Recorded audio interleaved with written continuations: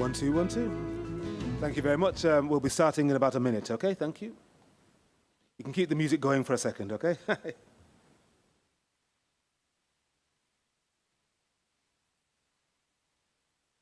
Keep playing, it's okay.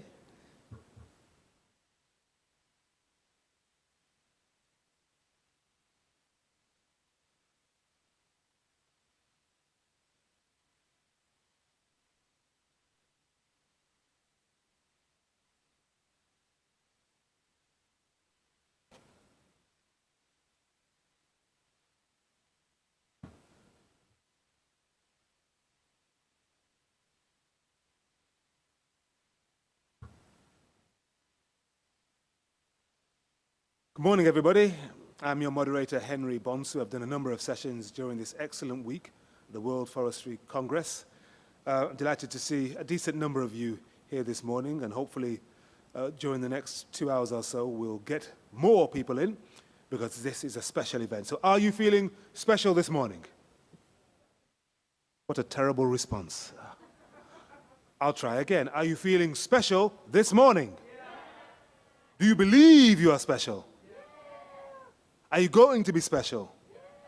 Are you going to make great contributions? When you hear the words rural finance, forest and producers and indigenous peoples at the center of the green recovery, do you think, yes, that's me? Not everybody believes. Lyndall, I hope you believe. Do you believe? All right, well, I'm delighted because this is a special event. So rural finance, forests and producers and indigenous peoples at the center of the green recovery. This is important.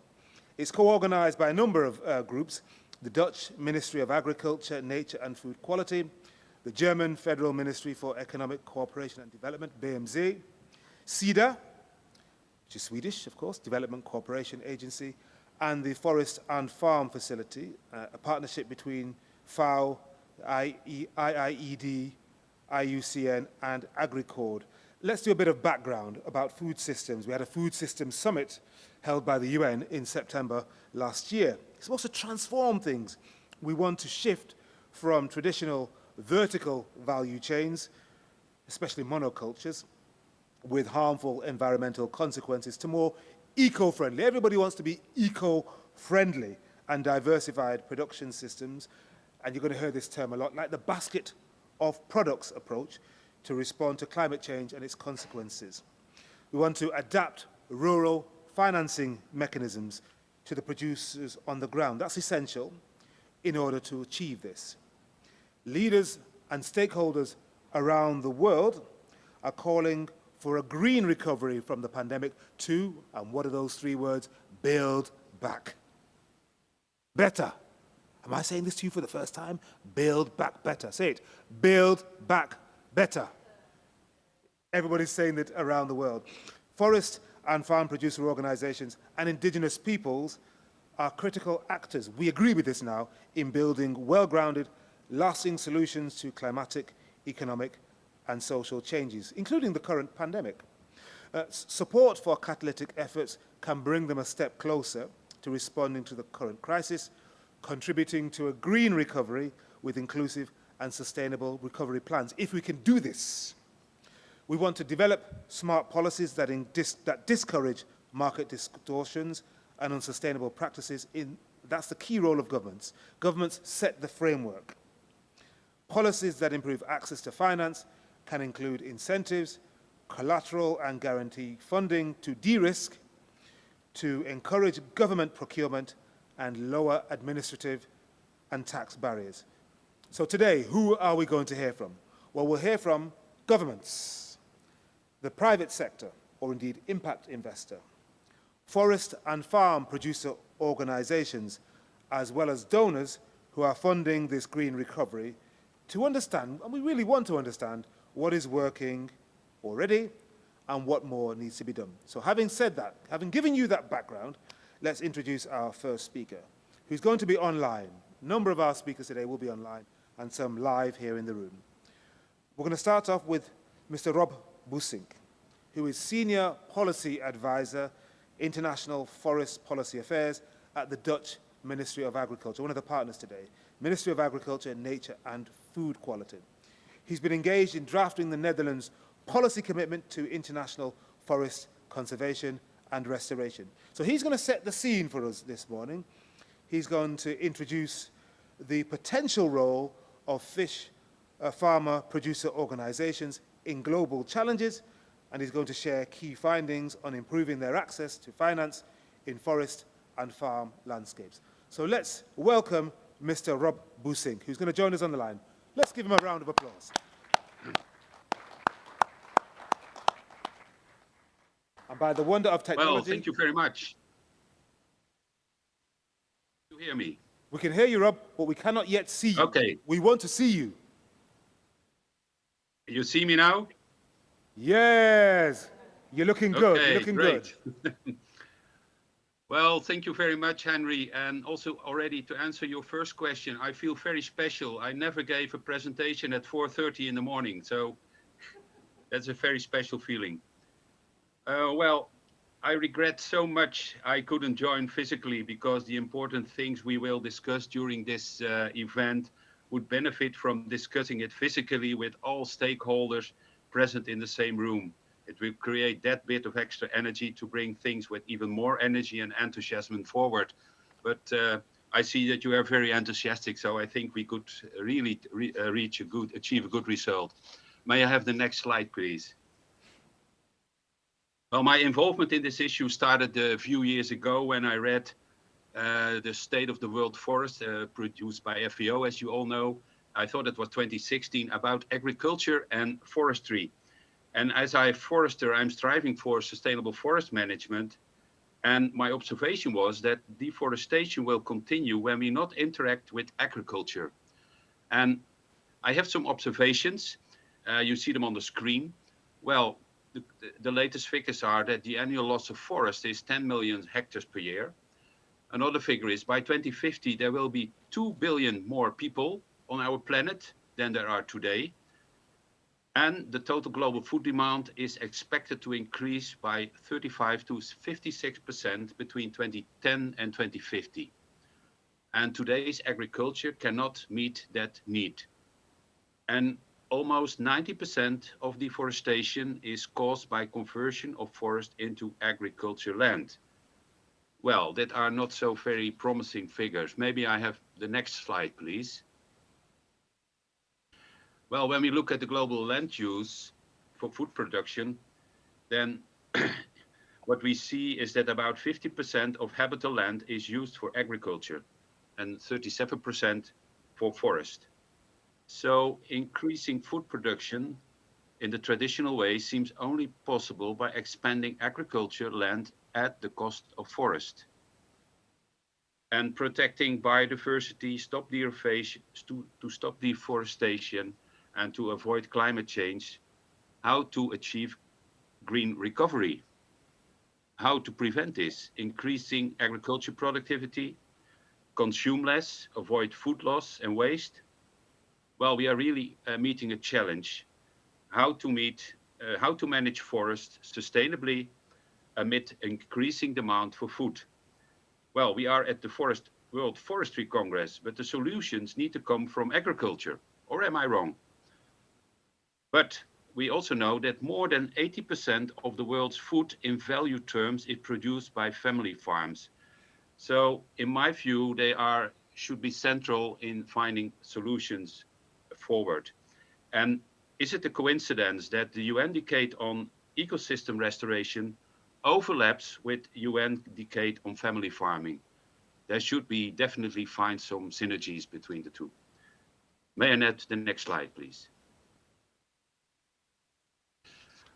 Well, all those thoughts I had to discuss it with other people that lead to an initiative to collectively increase the potential synergy between agriculture and forestry focused on family farms. An initiative by the Forest and Farm Facility and the Dutch Ministry will, with several partners, which seeks to provide country-level solutions to ensure food security and strong livelihoods while maintaining forest and biodiversity.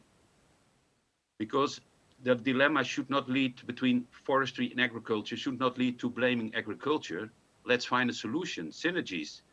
Agriculture needs forest for tempering climate, avoiding soils erosion and regulating water.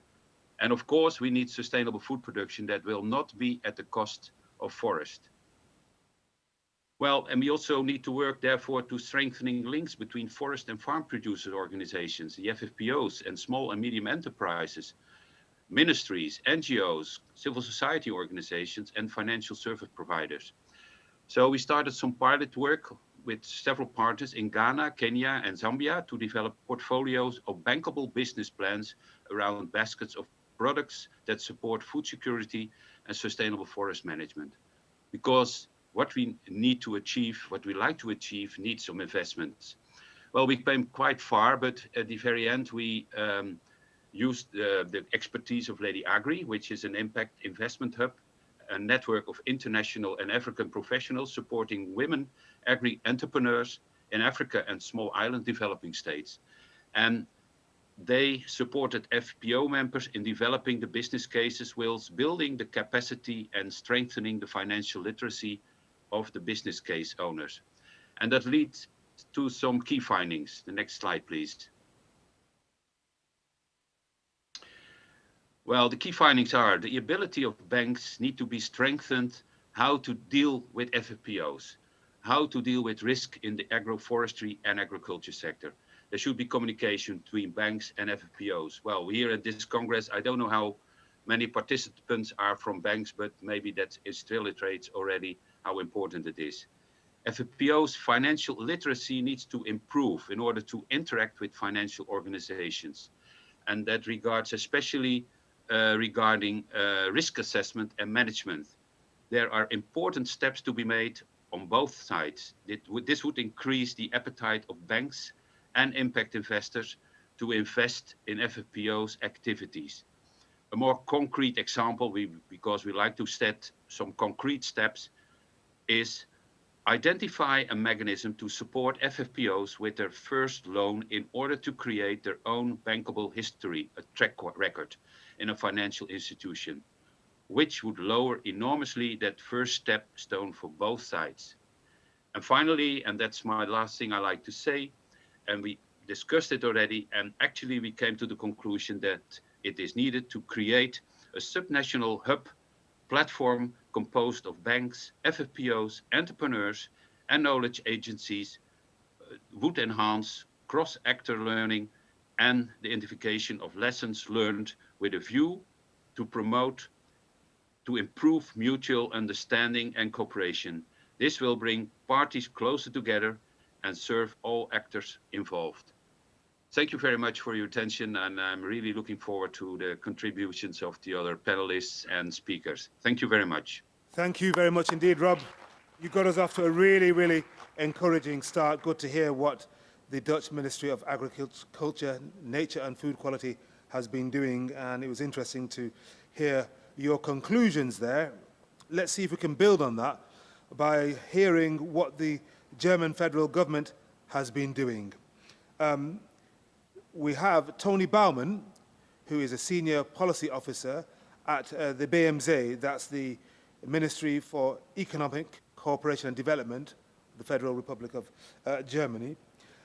He's in charge of the Central African Forest Initiative and also supports projects in the Congo Basin, such as the Congo Basin Forest Partnership, Transhumance, and TTT.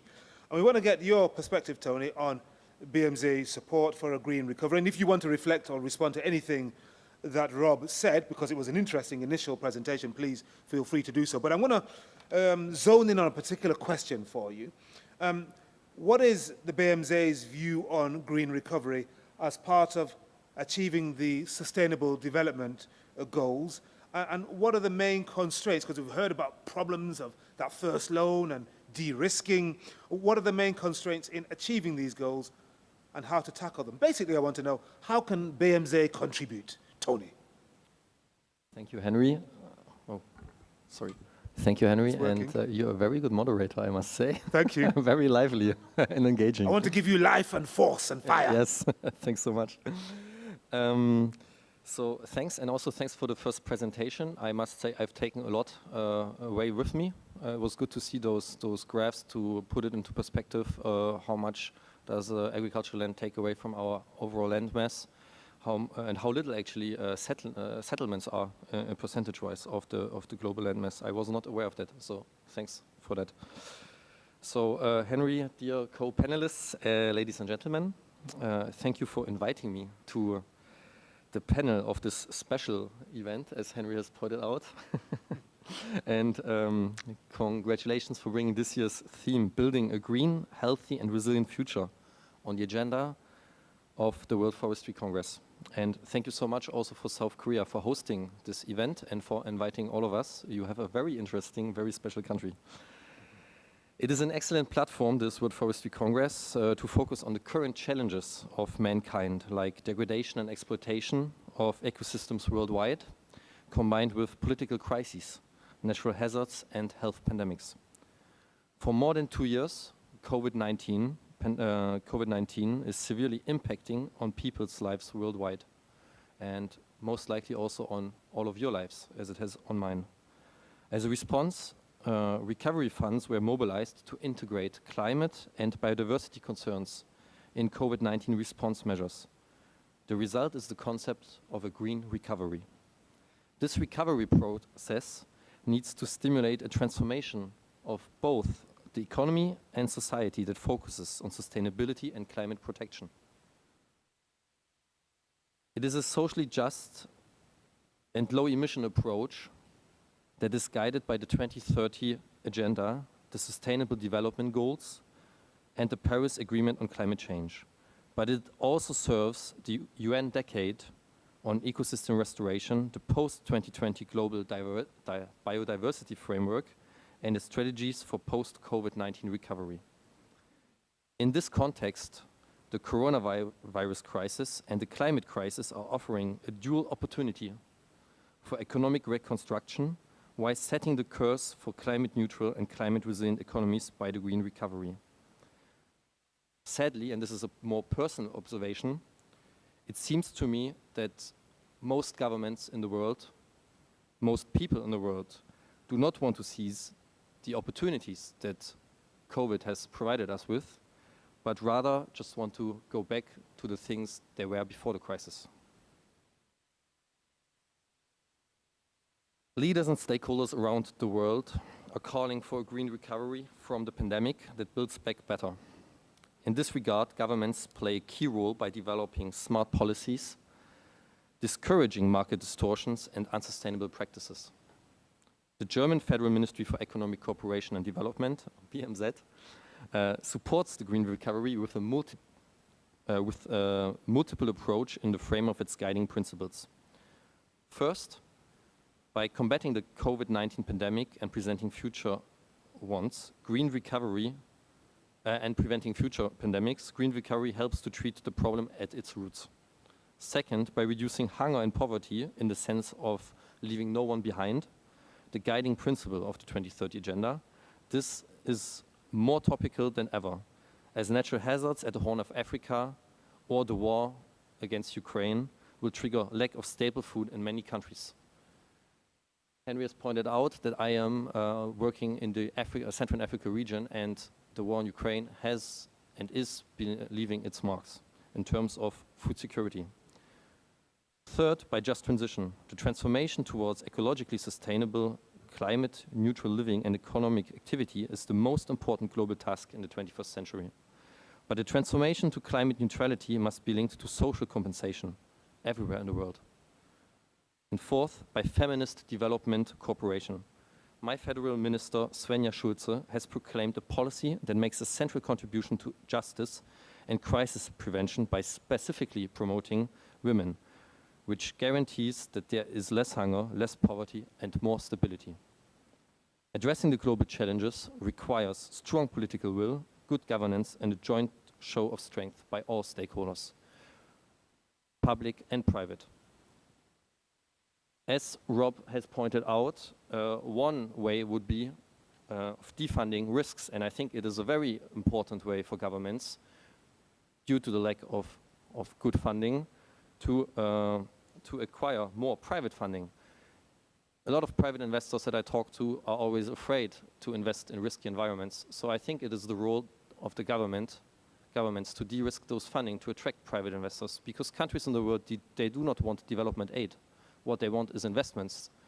They do not want to put their hands out for money. They want to have investments to build on the capacities and the knowledge and the technologies they have. Thanks. Tremendous. And I want to ask you a quick follow-up question, Tony. I like what you said, especially this term, feminist development cooperation, which I've not heard put in that way before. I'll go away and study it. Follow-up question, and briefly, if you will, how do you see the role of smallholder family farms? Because that's a big topic here today, that the role of those smallholders contributing to green recovery, bearing in mind that we've got 2 UN decades underway, the decade of family farming and the UN decade on ecosystem restoration. So briefly, smallholder family farmers, because that's important. Yeah, I think, as you said, we are in right now in the UN decade on family farming and the UN decade on ecosystem restoration. And the German government, especially BMZ, is considering both by supporting the forest and farm facility with its context-sensitive approach and bringing local people to the core of a green recovery as a good solution. One set of such key measures is building on smallholder forests and farms in forest-rich landscapes. As agents of change for forested landscapes, the family farmers, as well as their forest and farm producers organizations and rural small and medium enterprises, facilitate and sustain climate-resilient landscapes and improve livelihoods for a comprehensive green recovery. It is the combination of ecological aspects in combination with socioeconomic benefits which makes the restoration of ecosystems the crucial approach here. So without them, we cannot win. Tremendous. Thank you very much. Well said. I'm sure we'll develop that during the session. Now, so we've heard from the Netherlands. We've heard from Germany. I think we need to hear from the Swedes. Sida. Well, why are we laughing? The Swedes, they punch above their weight on these matters. I mean, certainly as I travel around, I hear a lot about the Swedes getting involved, especially Sida, the Swedish Development Cooperation Agency. Matthias Lindström currently holds the position as co-lead for blended finance, the kind of stuff you were talking about there, Tony, and mobilization of capital at SIDA's Department for Global Strategies. Previously, he worked in Afghanistan for SIDA and also at the European Commission, as well as for private employers. Can we see Matthias? Is he with us? Because I want to ask him a question. If we can get him up on the line. Do we have Matthias joining us from Sweden, or if is he in Rome? Can you find him? Hi. Ah, good. Do you Matthias, hear me? I can hear you loud and clear. Can't see you yet, but I'm sure you'll be joining us in a second. Because I want to ask you this, because we've heard the examples of the Netherlands and Germany, and so far so good. But what about SIDA and what you are doing? Share with us how guarantee funds can enable rural finance, especially by de-risking, as Tony was saying. What are the key success factors for having successful guarantee funds? Thank you so much. I'm happy to elaborate on what we do in the field of guarantees. I also have my other colleague with me here, Ola Medelberg, also obviously from SIDA.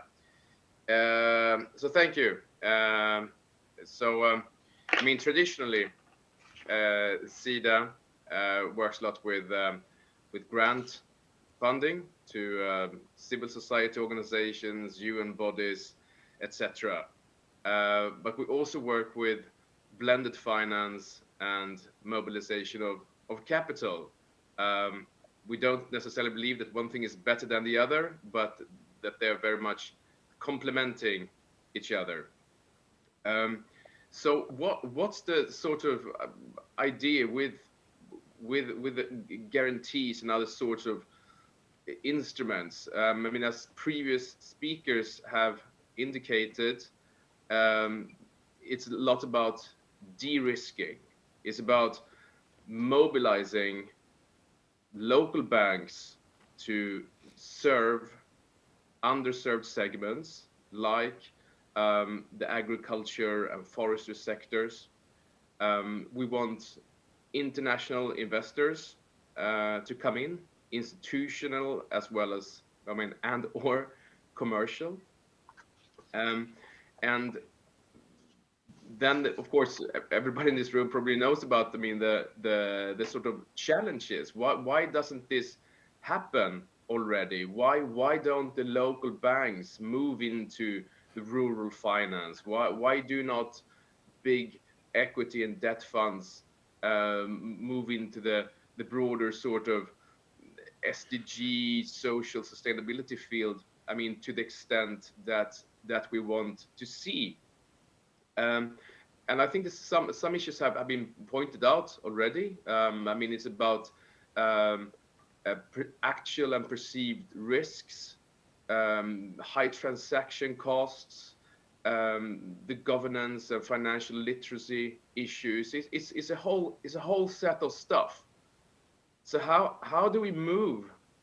How do we incentivize local banks and investors to do this? And blended finance is one way. I mean, it's probably not a silver bullet. A lot of other things are needed too, like on the institutional and policy side. But it's one way. And in this field of blended finance, there are various instruments. I mean, you have equity, you have debt, technical assistance, and then guarantees that can de-risk transactions and hence make these commercial players more interested. That little nudge, you know, maybe they sit there and think, yeah, you know, should we do this or not? You know, it's not that profitable, high risk. But can you get that little de-risking nudge to make it happen? Things that would not have happened without blended finance. There we want to go. So this word additionality is what we use a lot, meaning to have that sort of added value to make things happen that otherwise would not have happened. At SIDA, we don't have any debt instruments or equity instruments. That's the role of, let's say, the IFCs and other development finance institutions of the world. But we have guarantees, and they are unfunded. So it's actually more of an insurance product. And with this product, the guarantee, we target financial institutions. That can be international equity funds or debt funds. It can be local banks, sort of the whole spectrum, where we have the chance to sort of tailor make this instrument. So to give a few, like, I mean, a little bit like how it actually works in practice. So let's say we have a meeting with a local bank in let's say Uganda. They have been thinking about like moving into the rural space. They know the challenges, but they're interested too, but they can't really sort of justify it internally for a variety of reasons. So then we have a discussion with them, and for instance, one path could be that a SIDA guarantee covers, let's say, maybe 30% of a certain amount of loans in the rural field. We will not cover their whole business and no existing business, because we want to have the additionality. So we tell them, like, if you do this, then this guarantee will apply. And what this means that if you have, let's say that this bank in Uganda provides a loan to a farmers producers organization. In case this loan defaults, meaning the money doesn't come back to the bank, then the guarantee is triggered and we will pay out the sort of protection level to the bank. So this is the sort of idea that with the instrument, we will push them in the direction to start lending towards the rural finance. Matthias, we're coming towards the end of your allocated time at this point, but very quick follow-up. How successful has this approach been? I mean, we believe that it works, and I mean, it's quite easy actually to follow up on it, because if you issue a guarantee and you monitor what happens, I mean, you can see the flows to, let's say, this segment of rural finance after you have issued a guarantee. So it's almost like they're on paper, so to speak. And of course, the other way around too.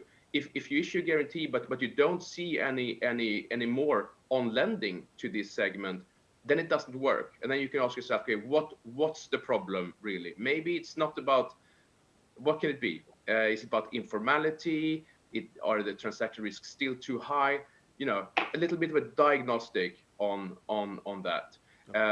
But essentially, what's important for us to point out that we are actually like a supplier to financial institutions and banks in this sense. So we need to make this happen. We need to forge these partnerships with a variety of players around the world. All right, Matthias, I'm going to have to let you finish there. Thank you very much indeed for giving us that example from Sweden. And it's great to see, well, the indications from you are that it's working. Let's see what the picture is in Finland, because we've heard from Netherlands, Germany, Sweden, now Finland. Because Dr. Ann Arvola is with us live here in person at the podium here. And Ann is a senior development impact advisor in FinFund, which is the Finnish fund for industrial cooperation. And she's got a long background in forestry, resource management, more than 20 years of experience in development finance and cooperation in emerging markets, and that's what she studied in her doctorate, smallholder forestry and forest policy in the Global South. So you're perfect. Everything you ever did was leading to this moment. Very good. So we want to hear from you about inclusive rural finance and credit for implementing the green recovery that we're also passionate about this morning. So let me ask you about the challenges that you see for family farmer businesses to access investment from FinFund or anywhere else. What more can be done to enable rural finance through impact investing? You see when I say impact? Impact. Thank you, Henry. Now I truly feel special. Good. It's a pleasure to be here. I would say a great gathering for all the relevant actors in this fair. And so, good morning, ladies and gentlemen, dear colleagues, I would say. So, like Henry already introduced, I'm coming from FinFund, Finnish Development Financing Institute, and we have some key sectors we are investing in, and among those are forestry, agriculture, financial institutions, financial technologies, and so on. And like Henry said, I'm truly a passionate smallholder forester myself, having grown up on a farm, actually. Oh. But I think I want to take a little bit of a different angle here in my speech to the discussion, because I can also see that there is already money moving towards the bottom of the pyramid clients in the financing world. So could you please give me the next slide? So the thing is that access to finance in rural areas, as much as it's a bank issue, it's also a technical issue, I would say infrastructural issue. And when we talk about inclusive financing, we should also talk about digital inclusion, actually. So we have already seen in the developing world that mobile money is widely spread, well accepted, kind of a standard practice.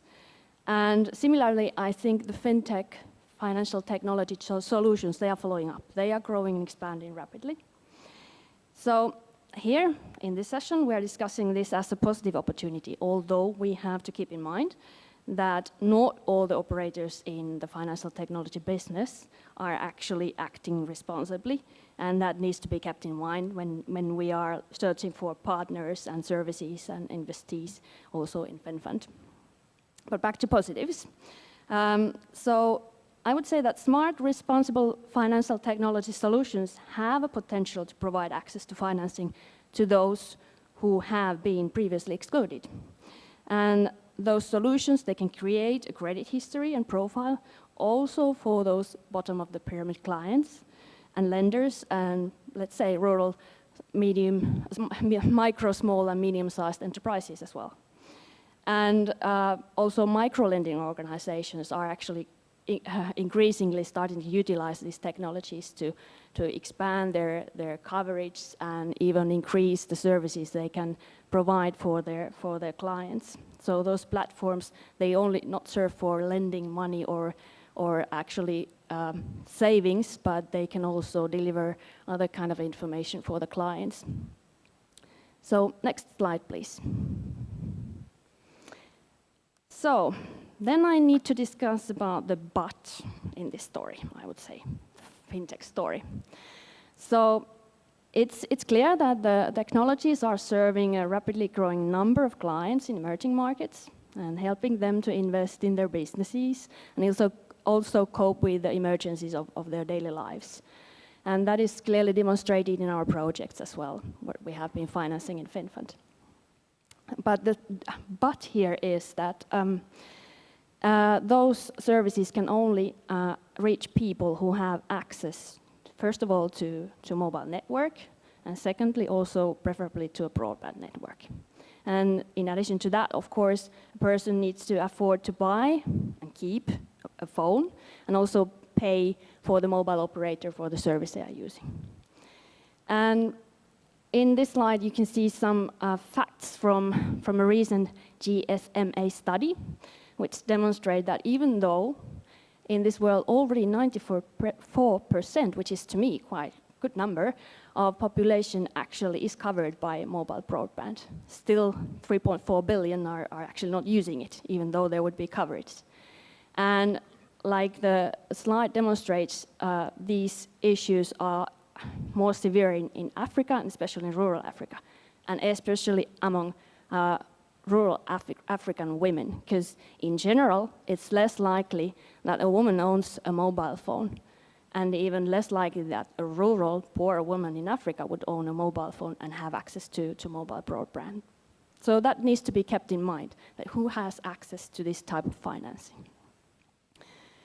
But to comfort the audience, I can say also that this gap is actually, it's recognized among the mobile technology industries, also among financiers, and we are working on it.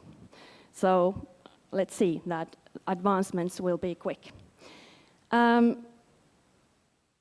So let's take the next slide then, please.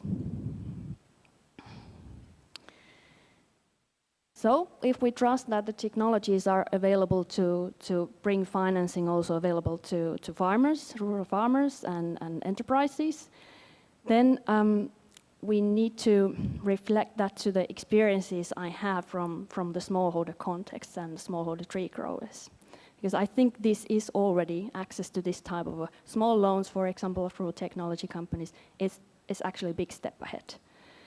We are particularly interested in trees, but we must keep in mind, like previous speakers have said, that a typical farm is actually diversifying their production and should do that. And tree growing is usually only one activity among others and not even the most critical one if we think about their livelihoods and daily survival. So with this kind of financing, those problems we recognize, like premature harvesting of their trees, can be tackled, because then you have access to a loan which can help you to pay for school fees before you can harvest your crop, or if you have a sudden illness or similar problems. So this type of loans, they reduce the need to touch those green banks, their trees they have been growing.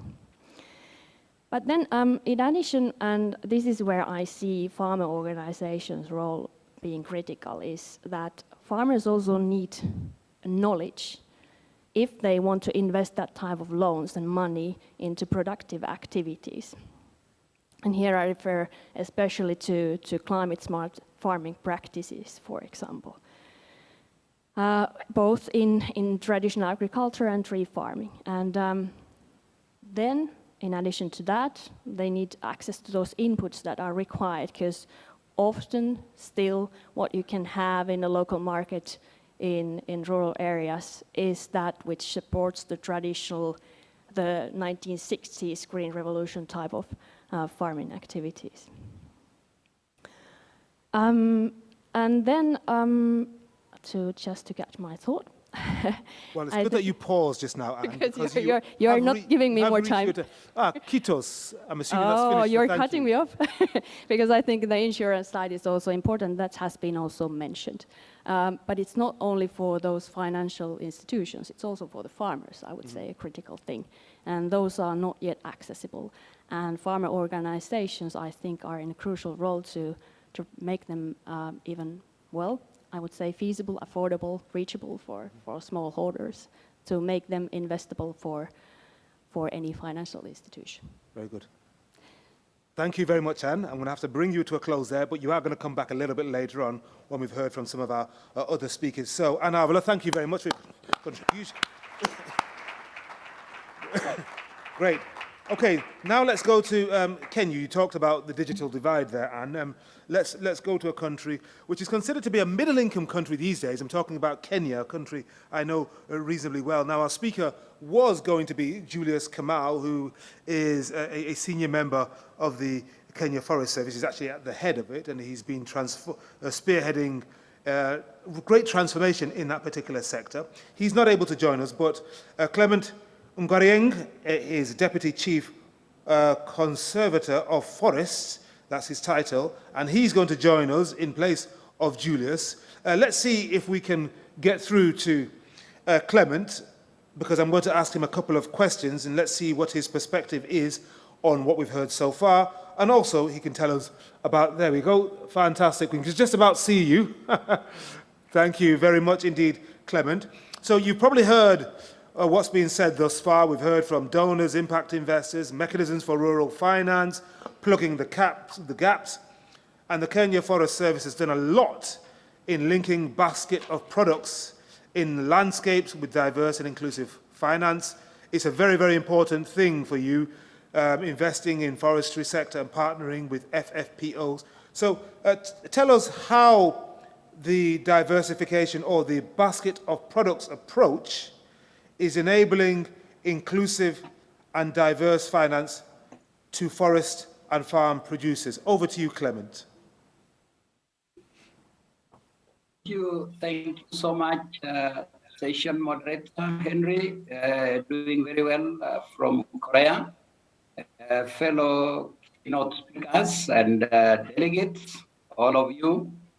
Good morning, ladies and gentlemen from Nairobi. We have just woken up. And I want to say my name is Dr. Clement Ngoriareng, slightly longer, but you can just shorten it and say Dr. Clement.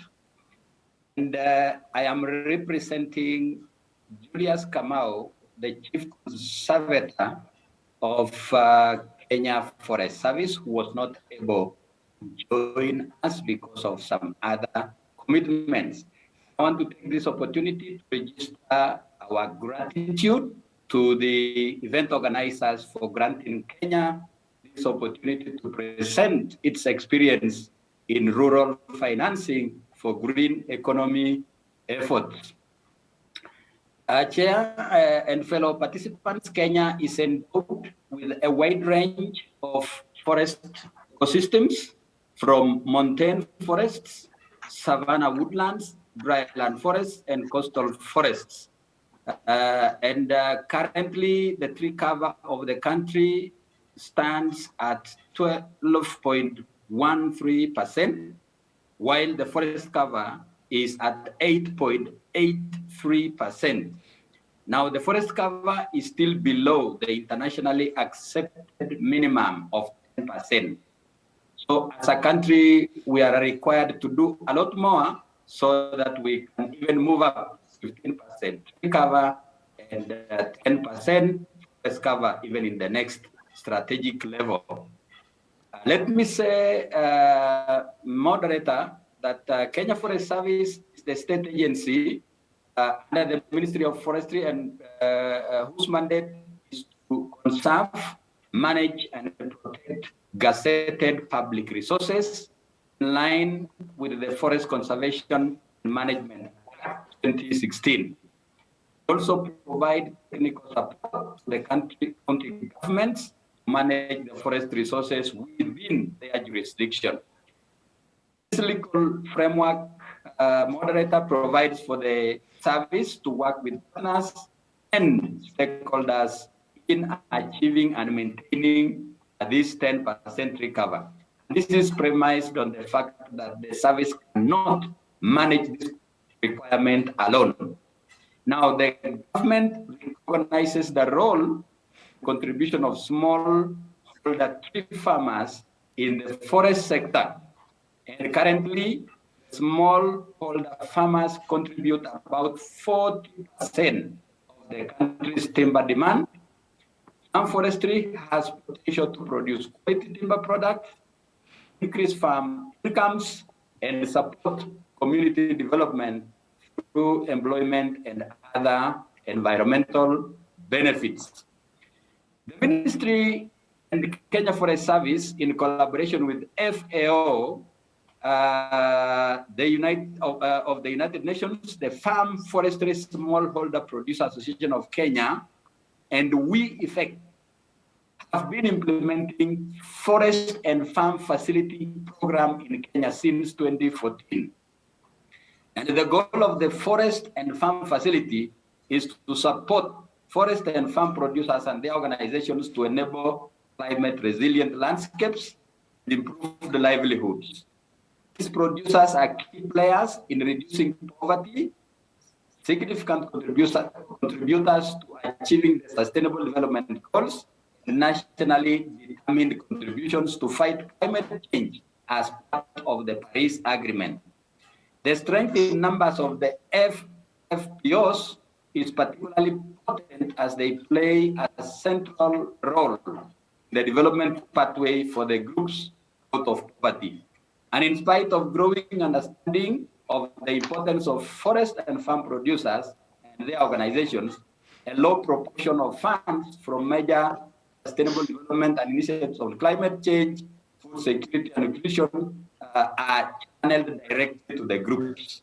So the FFSPAC, Association of Kenya, have been working together, and recently we signed phase 2. And phase 2 is actually focusing on capacity building for the FFPOs that are in Kenya, in some 7 counties in our country. And we are dealing with Farm Forestry Smallholder Associations of Kenya, Bamboo Association, Tobacco Producers Federation of Kenya, Agriculture Platform, and Gum and Resin Associations. Now, the Kenyan model of developing the basket of products from forest and farm landscape follow the following steps. A particular landscape on both farms and forest landscape is identified.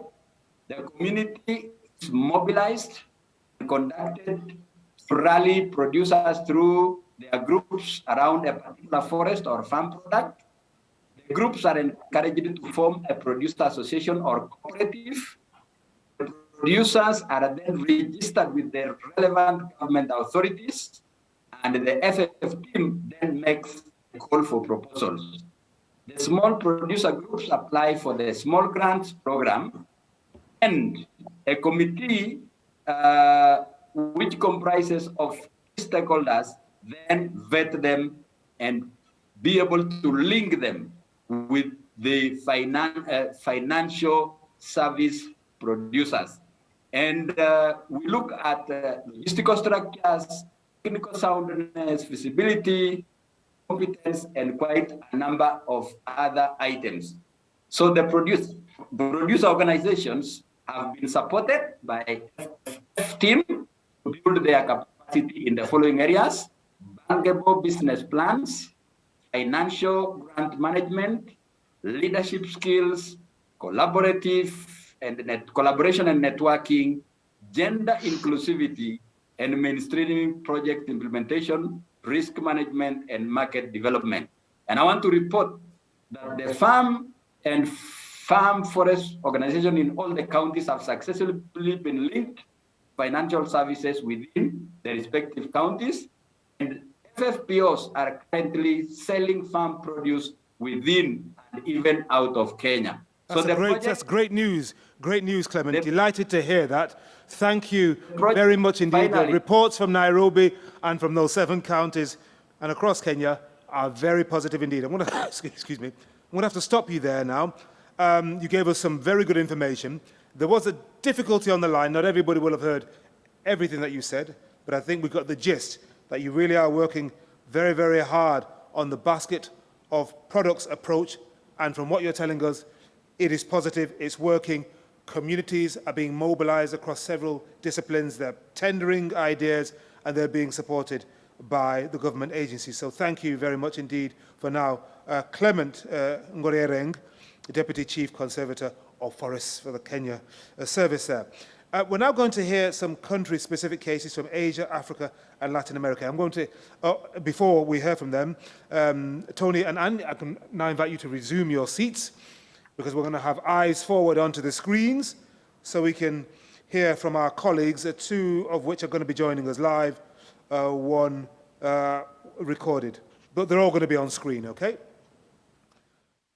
So I said Asia, Africa, and Latin America.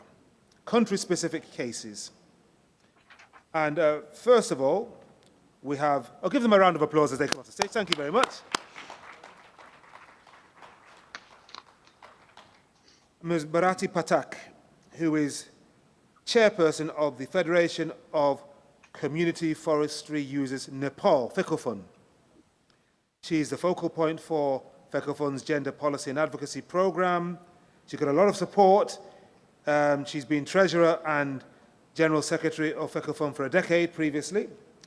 So, Ms. Pathak, Bharati, FECOFUN has been engaging with the government of Nepal in there you are, good to see you. Fantastic, smiling too, excellent. In different climate adaptation and mitigation projects. So tell us about your experience in linking a vast forest-based apex organization like FECOFUN with millions of members to climate finance, such as a global environment facility and green climate funds in Nepal. What's your experience been? Thank you, moderator. Thank you so much. Namaste and good morning, everyone. I'm going to start the introduction my side. I'm Bharati Pathak. I'm working as a chairperson of the Federation of Community Forestry Users Nepal. I would like to thank the moderator and all organizers in here. I'm happy share in this forum in my experience and my organization experience in Nepal. Community forestry sector in Nepal has been contributing to the income generation and green recovery and enhancing the climate finance in Nepal. Especially, I'm leading in the more than 22,000 community forest users group and affiliated with the Federation of Community Forest Users Nepal. And 2.2 million hectare forest area covered by the community forestry and 2.9 million household affiliated with the community forest users group. So we have a best practice and the best example in green recovery and the forest restoration. Since a long time, community forest users group are directly contributing. They are protecting the natural forest and they are planting the different species, and the CFUGR and the all producer group are in the change maker in the green recovery and the mitigation adaptation part. So I'm going to directly, like a moderator, some queries and the question. Especially, we are working since long time in Nepal with the partnership in FAO and IIED in here, and very successfully running the program of the small supporter to the local community and indigenous people, and capacity building support to the livelihood and the different climate change restoration and income enhancement program. Especially since long time we are directly engaging and playing to the bridging role in the government and local community, and the FECO Fund is advocating the secure the rights for the local community and indigenous people and the women's rights who are staying in the forest area, who are protecting the forest, who are planting the forest. So that people are major beneficiary for the climate finance. So especially we are advocating since long time. I would like to update in here. I'm happy to share with you and all team in here. Very important person and different stakeholder are in this forum. In the recent time, the project linkage link in the GCF and the GEF has been launched in Nepal with the huge fund with the target of the supporting the local forest dependent community and indigenous people and the women. Especially we were in agri. This is a very big opportunity for the local community and indigenous people coming the climate finance in Nepal. So we sit in together with the indigenous community network and the local community network such as FECO Fund and NIFIN. We were in together, we sit together like that time we discussed with the government also and approved the GCF project, especially in Nepal. So that time, GCF project directly more focused to the support to local community and indigenous people and women's group and directly support to the CFUG. But now, like a very seriously, we are discussing with the indigenous community and FECO Fund, especially that resource is not going to directly in local community and indigenous people and CFUG.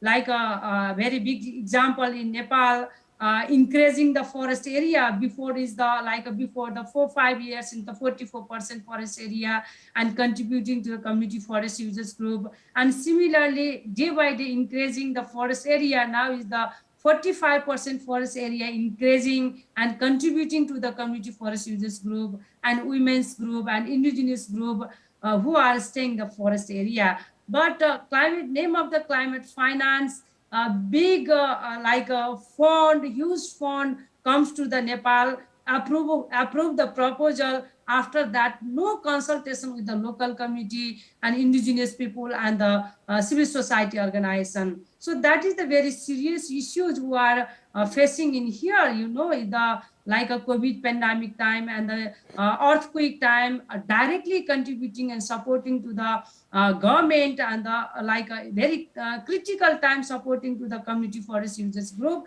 Now when launched the project in Nepal, but no recognition for the local community and indigenous people in the GCF fund, we are very serious issues we are raising in here due to the system of channelizing the government entire for the project implementation. Bharati, I'm going to have to stop you there. Thank you. Thank you very much indeed. So it was quite a sobering picture that you painted of your organization, FECO Fund, with all your members not being consulted and the funds that are coming in not coming to your members at the grassroots, even though they're doing all the work and have been traditionally farming, harvesting, paying the price on the front line, but not actually getting the funds that they need. Thank you very much. We'll see if we can compare and contrast that with some of our other speakers. But Bharati Pathak from Nepal, from FECO Fund, thank you very much indeed. We're now going to go to Madagascar. We're going to hear from Andriam Parane Ranawasi, Director of FIFATA in Madagascar. FIFATA is an apex forest and farm producer organization. And Mr. Ranawasi has got 20 years of experience, more indeed, in rural development, respecting the environment. And he assumes his responsibilities while at the same time he's running a competitive family agriculture that's growing. He's been coordinating the Malagasy National Committee for Family Farming since 2015. Let's find out from Mr. Ranawasi what the resilient and crisis-adapted finance, production and marketing system implemented by FIFATA is. And he's going to speak in French. So over to Mr. Ranawasi. Bonjour tout le monde. Tout d'abord, c'est un grand plaisir pour moi de pouvoir participer. Hello, everyone. It is a great honor to be with you today, and I would like to thank you for inviting FIFATA. FIFATA is one of the 6 farm associations in the region, and we are growing to include not only farm agriculture, but also competitive agriculture as well. And we want to support the activities of our members and also advocate for the rights of our members and enable that they can take part in the decision-making process by the country. Because we are located in the African continent, our situation politically has been quite complicated, and our food stability has been quite shaky because of famine and also climate-related issues. Each year we have cyclones, and nonetheless, agriculture takes a big part, 80% of our production and also more than 30% of our GDP. However, 70% or so of our population earns less than $1 a day and lives below the poverty line. In 1987, we started in the Central Plains, and we provide services for our producers and also support our members so that they can structure various initiatives. And the French Agriculture Agency, FERT, supports the development of FIFATA, both technically and financially as well. We also have a strong partnership with other agencies, such as local farmer associations, as well as national level groups as well. Now, this is FIFATA in a few figures. We are in 11 of our 23 counties, and we cover 300,000 farmer members and are located in a local level. Now, GVEC is a financing facility that brings together communities and village groups and is very systematic. There are weekly meetings where people pool together their money, and they also have microcredit systems as well, and they have a very strict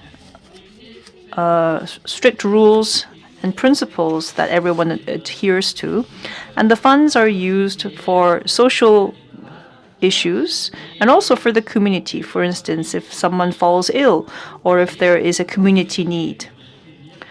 And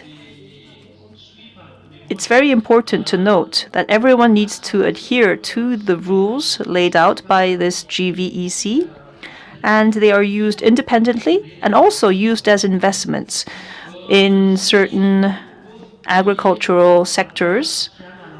And if you look in the photo, you can see that people have gathered together after one cycle of the GVEC is over. People come together to take back their returns, and one cycle is about 3 to 4 months, and they see interest in their initial investments.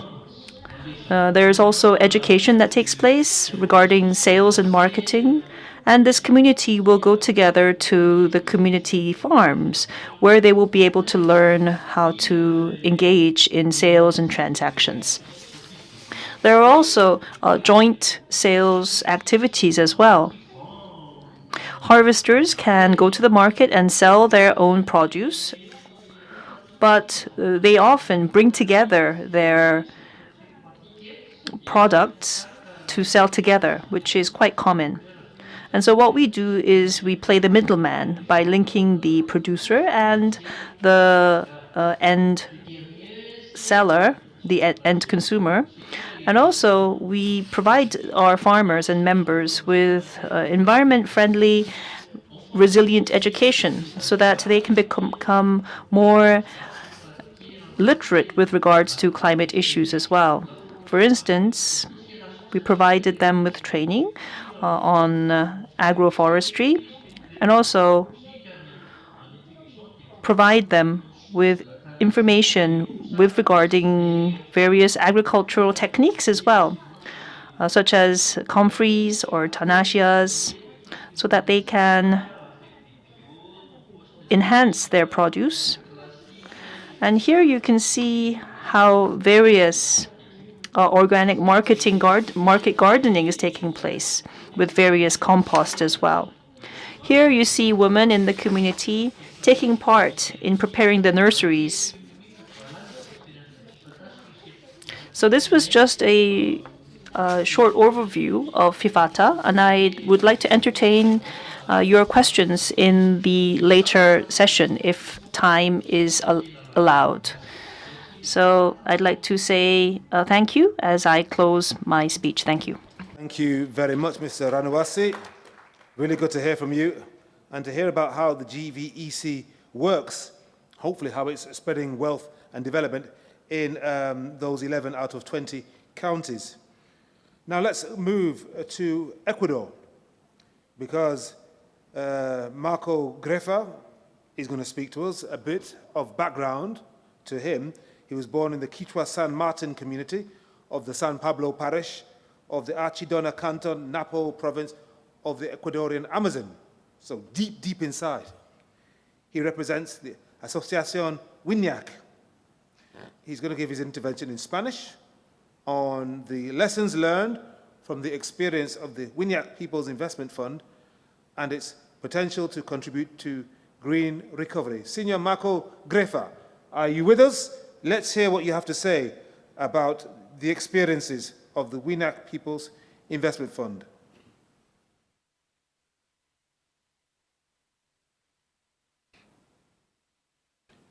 Do we have Marco Grefa with us? Is he on the line? Ah, there we go. A nice green background. Sí, buenas noches. Buenas noches y buenas tardes allá con todos. Good afternoon. This is night here in Madagascar, but you are also in the morning time zone in where you are. Can you hear me well? Yes, we can hear you. My name is Marco Grefa, and I am Kikwa from Ecuador. I'm going to talk about WINYAC community, and I am the head of the WINYAC community. And we are also part of the Quichua farm group, where the family farmers are members, and we work towards sustainable development and sustainable farming.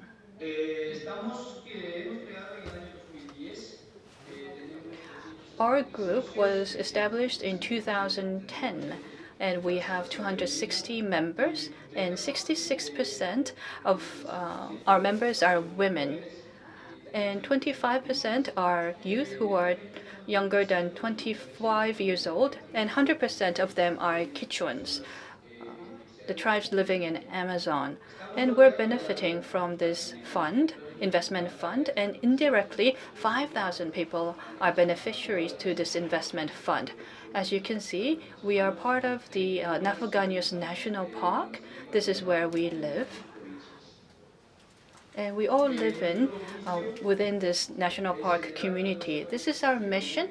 Our mission is to preserve biodiversity while enhancing productivity, to contribute and support our members in social well-being. Our vision is to provide valuable services and support to lead businesses in Madagascar.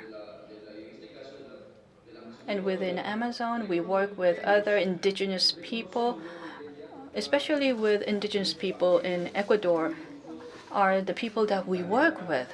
So from where we live, we try to preserve our cultural heritage coming from environment, economy, and social. And we work hard to preserve the heritage that we have carried on from the past. Next is on the lessons that we learned. Since 2010, we have worked together in this initiative, and we work toward having inclusive governance. And we want to build gender equal and socially equal community, and the voice of youth and women are heard and respected within our community. We also want to enhance our bio business and bio startups, and we also need to have stronger access to market. We want to develop value addedness of chakra products that are produced in our forest. This is very important in securing income source for our members. Women, youth, and our members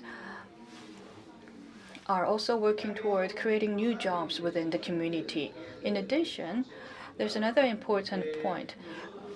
Another is access to social cultural services. Based on these principles and beliefs, we translated that into our productivity. We are very diverse in terms of our community, and based on our thousands of years of cultural heritage, we're working toward enhancing our production system to improve our livelihood and quality of life. And we also want to secure compensation for all the work and contribution that these forest farmers are contributing to. Then why do we have to continue to work toward green recovery? When you look at our production system, we call this Amazon Chakra Kichwa, and this means that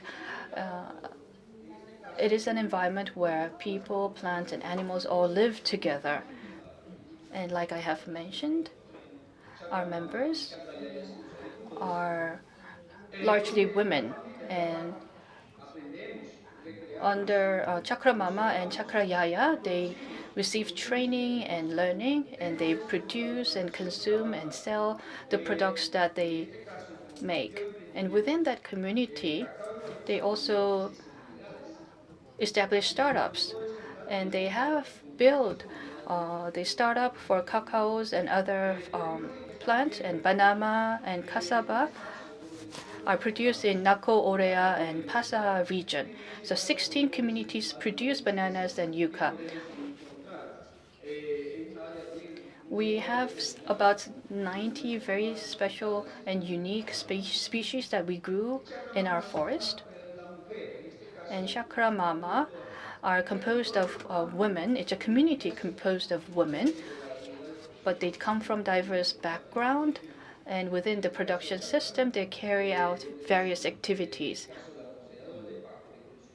For Chakra Yaya, based on diverse traditional knowledge, we use those knowledge to produce different crops. And during the production process, we leverage natural energy source. And let me briefly talk about our indigenous peoples' economy. We do have commercialization factories, and we do chakra production in an ongoing manner that is carried out within our community. As you can see on this slide, we also incorporate feedback from the market to increase quality of our products and to make it sustainable. And we're also building transparency into our production system. In producing our chakra, we base this production on our traditional knowledge with a robust production system. And it is a very healthy product. And because of that, we are able to provide high-quality product to the market. People living in Amazon forest do not just exist for conservation only. Within the community, we are producers of goods, and we commercialize these products to get the right compensation for the work. And at the same time, we work toward forest conservation and production at the same time. Once again, I would like to thank FAO for making this forum possible, and thank you for the invitation. Muchas gracias. Very much indeed. It's wonderful to hear what's going on the ground, and it's quite right. You're not there just to conserve, just to survive, but to actually thrive and gain economic development, self-respect, dignity, and growth. A combination of all of those things. So it's wonderful to hear from you about the Winyak Peoples Investment Fund and the relative success that you've had and the contribution to green recovery. Right. We're now going to move to a roundtable discussion. We've got some new speakers, and I'm going to call them by name. And as I mention your name, I'd like you to come up and take your position at the table there. Our new panelists, Ms. Femi Pinto, Executive Director of the NTFPEP, that's a New Timber Forest Products Exchange Program. Femi, come on. Yes, Femi. We have Gustavo Sanchez Valle, President of the Red Mexicana de Organizaciones Forestales Campesinas. Yeah, yes, gracias. De nada, nada. Madam, yes, Cecile, I've been practicing my little Spanish there. Yeah, mucho gusto. Okay, Cecile Injebe, founder and president of the African Women's Network for Community Management of Forests. Cecile, vous êtes bienvenue. Madam Estrella Penunia, Secretary General of the Asian Farmers Association for Sustainable Rural Development.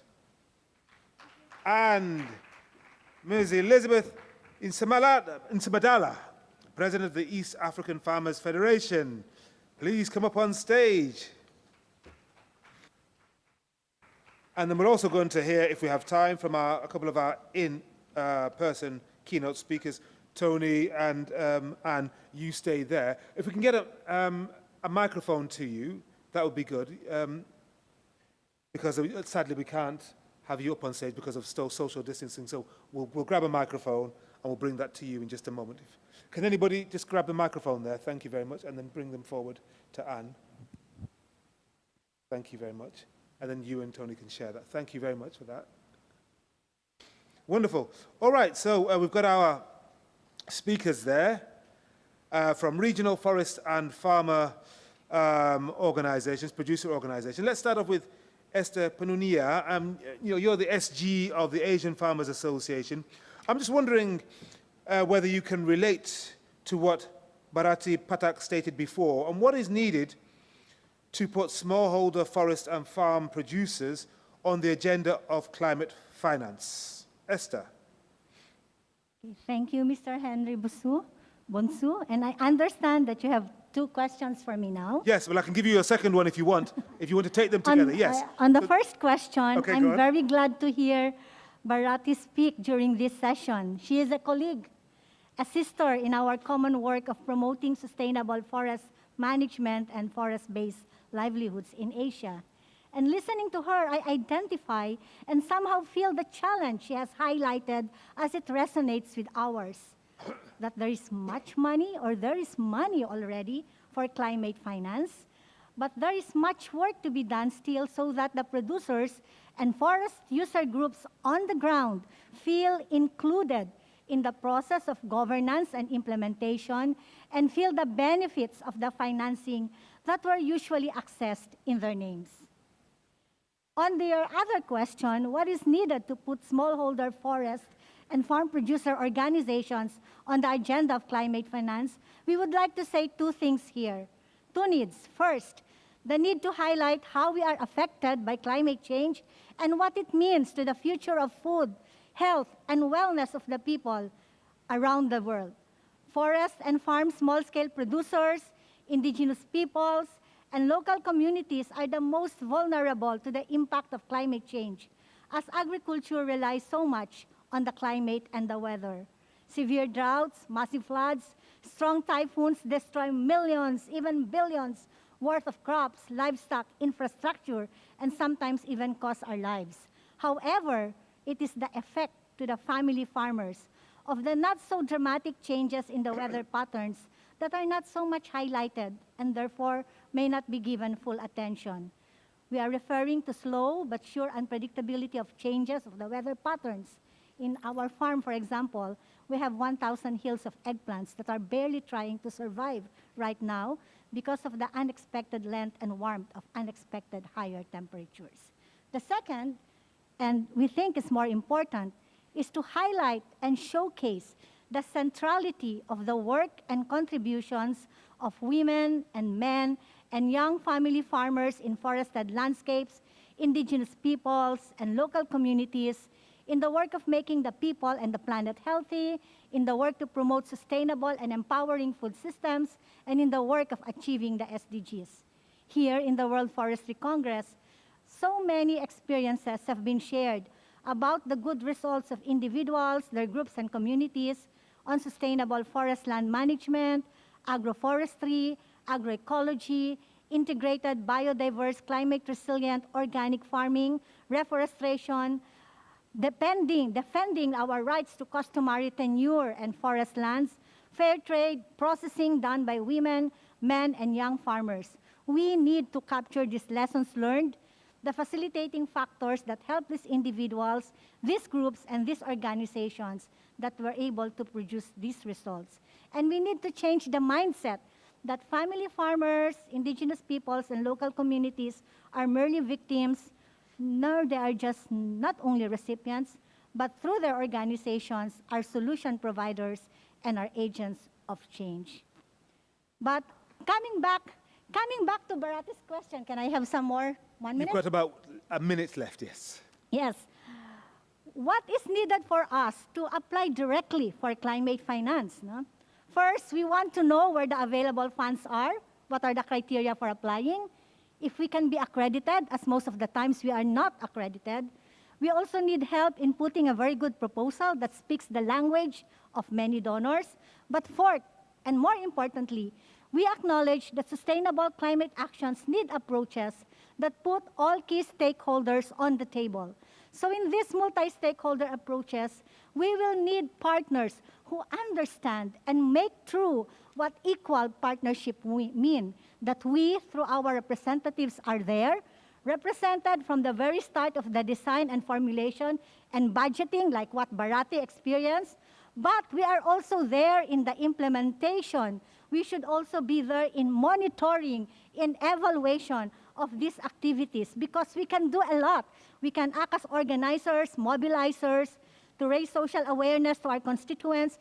We can be watchdogs and monitorers. We can be policy advocates and responsible citizens who will have exact accountability to our leaders as well. And we have examples of this already, like the support that IFAD and EU gives to build the capacities of family farming organizations, like the recognition that we have in the Global Agriculture and Food Security Program and the FAO's Forest and Farm Facility that has included FOs and CSO representatives in their steering committees and has provided direct financing to us, such as with FFF, so that we in AFA can empower our youth to be advocates. Tremendous. For That's excellent. forest-based livelihoods. So thank you very much. Because I can see you're about to take a breath and then go for another round, and I can't let you. Thank you. Because it was compelling, it was magnetic, but I have to bring you to a close, let you land, because we have other speakers who will be just as passionate with the stories that they bring to us.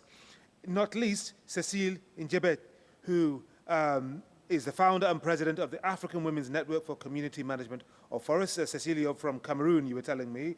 I want to know from you, what is the role of rural women in green recovery, and what is needed to get them fully recognized as agents of change? A bit like what Esther was saying, people are not victims, they're agents of change and participants of meaningful investments in their businesses. Over to you.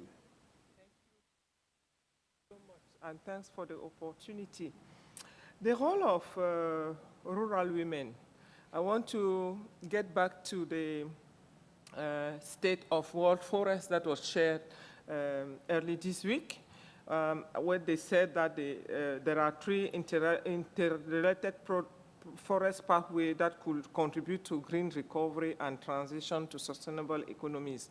And from there, they are talking about halting deforestation.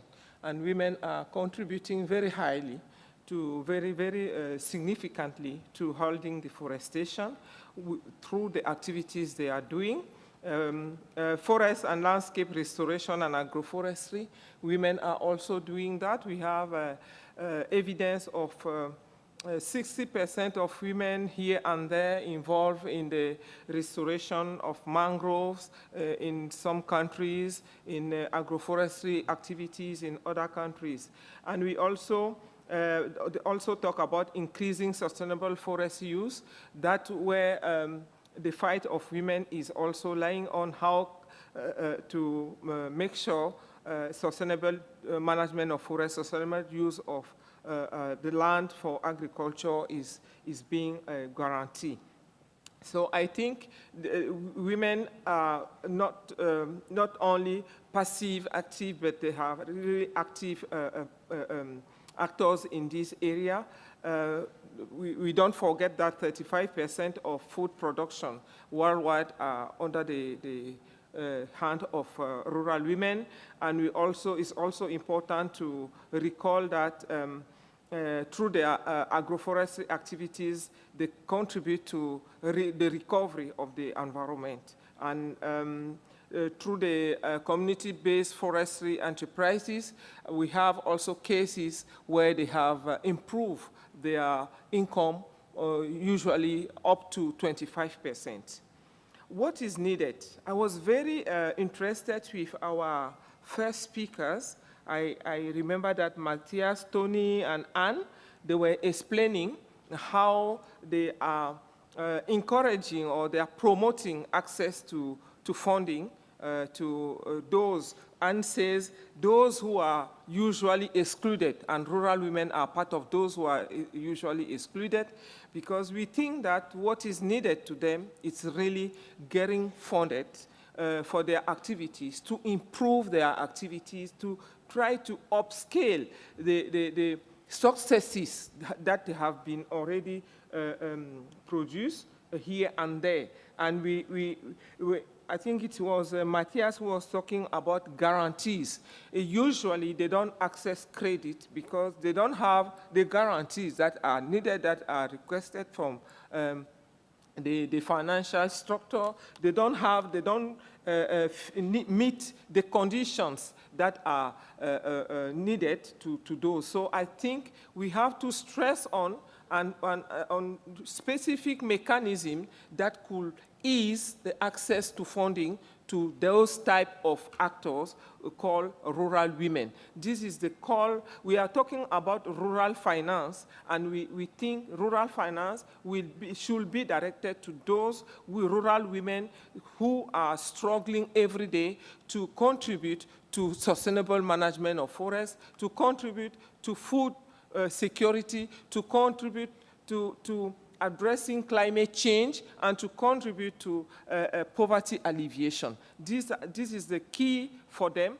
If they have resources, if they have funding, if they have access to credit, they will improve their enterprises, they will improve their activities, and they can pay for the services that they need. Technical services, capacity building, connection, communication, visibility, governance, skills and mechanisms, monitoring and evaluation. They can pay for that because there are experts, there are NGOs, there are structures that could cover that. But what is needed is those schemes that will help them to access funding. Thank you. Thank you very much indeed for that, Cecile. Wonderful presentation. Thank you very much. Let's move to the end of the table there, to my left there. So, Elizabeth Insamadala. Now, Elizabeth, you're described here as a young agripreneur. You're a smallholder farmer yourself, president of the Eastern African Farmers Federation, and currently you're director in charge of the Women's Affairs. I'm sure you would echo what you heard from colleagues Cecile and Esther about specific mechanisms that will take account of the gaps and the demands that these financial institutions have for proof and evidence that these women, these agripreneurs, will be able to pay back the loans. But I'm just wondering from you, given the need for food is increasing, and it's got to be assured at the local level, we heard this, 80% comes from local and smallholders, especially across Africa. Why does the market not respond to these needs, do you think? Yeah, thank you very much, Henry. I would like to point out 3 key issues as a background to my response to that question from the second IPCC report. And the first one is that the impacts of climate change are far and widespread than we think. And the risks accelerate faster. And the third one is that the risk of dying under climate risk countries are 50 times more than the normal mortality rate. Why am I saying this? If all these 3 points were speaking to our ears, the market would be responding in a different way. And the status quo as it is that the market is more interested in profit, and the consumers are more interested in having their needs satisfied at the lowest cost. Yeah. When you look at what we call the first class or the middle class, who are more interested in nutritious diets, are more interested in traceability of the products that come on their table, they are also not really interested in paying for the true value of food and their needs. Secondly, the consumers also need to understand the dangers to the environment by the different production systems. Most of our swamps and wetlands in most of the African countries, and particularly in Uganda, the country where I come from, you realize that they are disappearing. This is not only in Africa. When you look at even other continents, for example, in Latin America, most forests are disappearing as Latin America goes ahead to produce meat. Indonesia, we see forests disappearing for production of palm oil. So if consumers are helped to understand that they need to boycott, for example, some of the products that are produced in means that are not sustainable to nature, and this would compel some of these companies, multinational companies, that are producing some of these products to make sure that they produce in more environmental friendly way that is very sustainable. Mm-hmm. Thank you very much for that. You're talking about the ordinary consumers, millions, if not billions of people around the world who have power in their pocket, mobilizing. The question is, how do we do that? But that's not for you to answer now. I've got another question for you. I want to know from you whether crisis-adapted finance is the only solution, sort of what's in the air in this room right now, or are there more sustainable solutions? Yeah, I would like to say that, of course, adaptive financing, yes, is very important and critical, but it's not the only solution to most of the challenges that we are facing in our different countries that are environmentally related. I'll give you an experience of the Eastern Africa Farmers Federation that for example, we've adopted a climate smart agriculture because of its 3 triple wins to most of our smallholder farmers. Because when you look at some of the practices that farmers are putting in place under CSA, for example, the mulching, the contour digging, the rain harvest, at their farms, but also at their homes, the terracing and other practices, you realize that it has 3 wins to the smallholder farmers. One is on improving the production and productivity.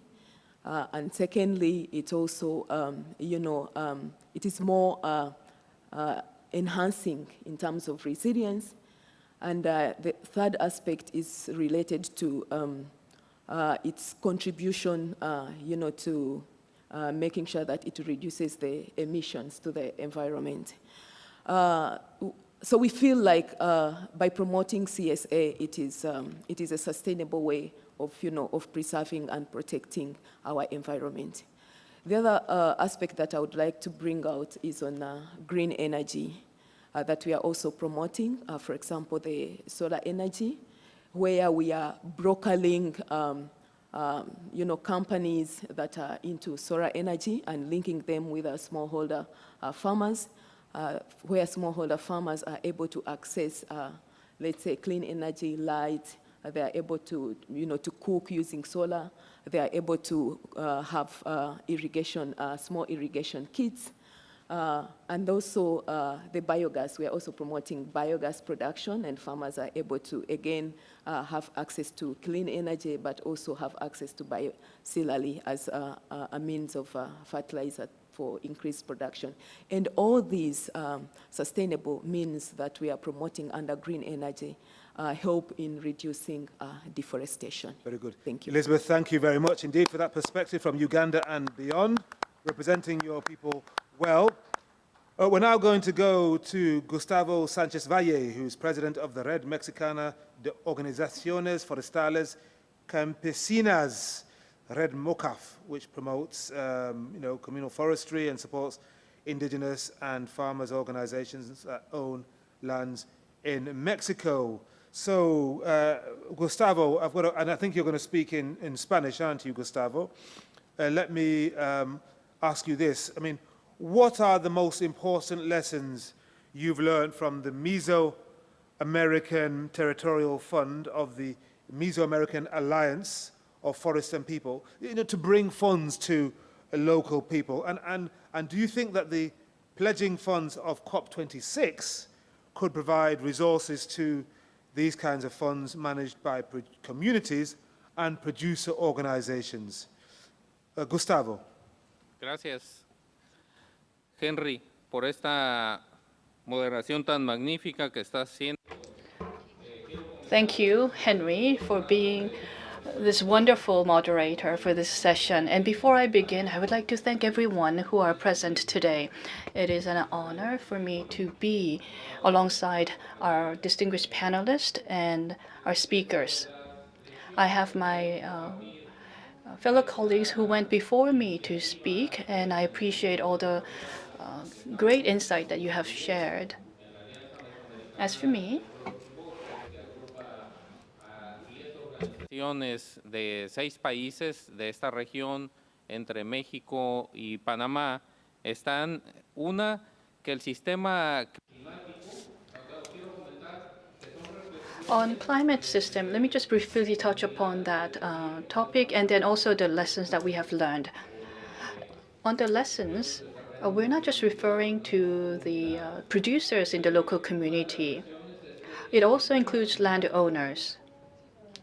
So when it comes to all these people, the climate system is about financing.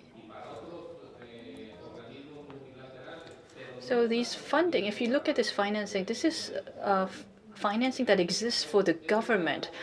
It doesn't bring direct benefit to the indigenous people and local communities. And one thing that we have to understand is that the government fund or the funding that come from the government agency goes to enterprises, large enterprises, and SMEs. When it comes to the unions in the rural areas, these funds does not necessarily flow into those local communities or rural farmers. Indigenous people and local community want to create a system that can benefit us. Through Mesoamerica Alliance, that's something that we want to create by participating in Mesoamerican Alliance. And one thing that is good for us is that there is a priority, and the priority has to be determined by the region, the local community. It doesn't, or it cannot be an abstract discussion at the high level, but it has to be decided at the regional and local level to think about where the funds needs to be spent. That will practically help the local communities, and that's something that we put our priority on. And only then we will be able to achieve changes in the local area and their livelihood. And we need to invest into governance and authority so that these people can invest into startup companies, startup businesses. The government and banks, in one sense, want to directly invest into startups, but when you look at the conditions are too stringent, and then the investment, therefore, is not attractive for us. And lastly, I want to mention that through these mechanisms and through this cooperation, we want to create impact, and we want to have our voice to attract more investment that is in line with the conditions that we can meet. By doing so, our group, we're not trying to replace the role of the government. That's not what we are trying to achieve. The government needs to make effort to distribute fund to necessary places. It's really interesting what you said about the conditions being just too stringent. The people are there, they have ambition, they want to develop, they want to grow sustainably, but the conditions imposed on by the lending institutions are just too stringent. So there is no transfer of funds. This is something we're hearing again and again. I'm sure that Tony and Anne may have views on this a little bit later on when we come back to them. But our final speaker in this part is Femi Pinto, and Femi is the Executive Director at the Non-Timber Forest Products Exchange Program Asia, which is a network of community-based organizations, NGOs, that advocate for and work towards a sustainable management of forests and natural resources, especially on non-timber products. Femi, now after listening to what's been said by speakers and panelists, I'm wondering, do communities relying on NTFP businesses need to change their activities or their organizational structures in order to access finance? Do they need to dance to the tunes of these funds and these banks? Well, it's good to be the last in terms of having the benefit of listening to the different perspectives here in the last roundtable, but even the last in my group. Yep.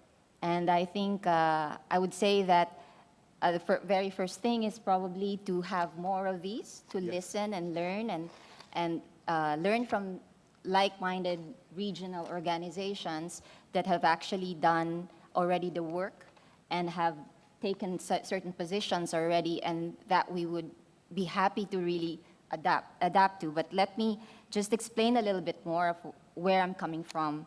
So the Non-Timber Forest Products Exchange Program, and it is an association of 25 members with a network of over 100 partner organizations in South and Southeast Asia that support community-based non-timber forest product or forest enterprises, with already approximately 20,000 enterprise members across 6 countries, from Cambodia, India, Indonesia, Malaysia, Philippines, and Vietnam, not counting our non-member countries with whom we also network with.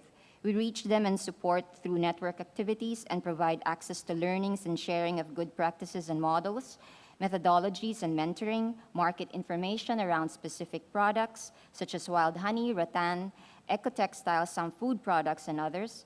We do peer-to-peer linkages, collaborative projects with market and government and intergovernmental actors from local, regional to international. And some of these recent activities would be working to develop or have developed ASEAN guidelines on sustainable harvest and management of non-timber forest products, and piloting alternative participatory schemes to guarantee and lower the cost of marketing products as it is demanded by the market.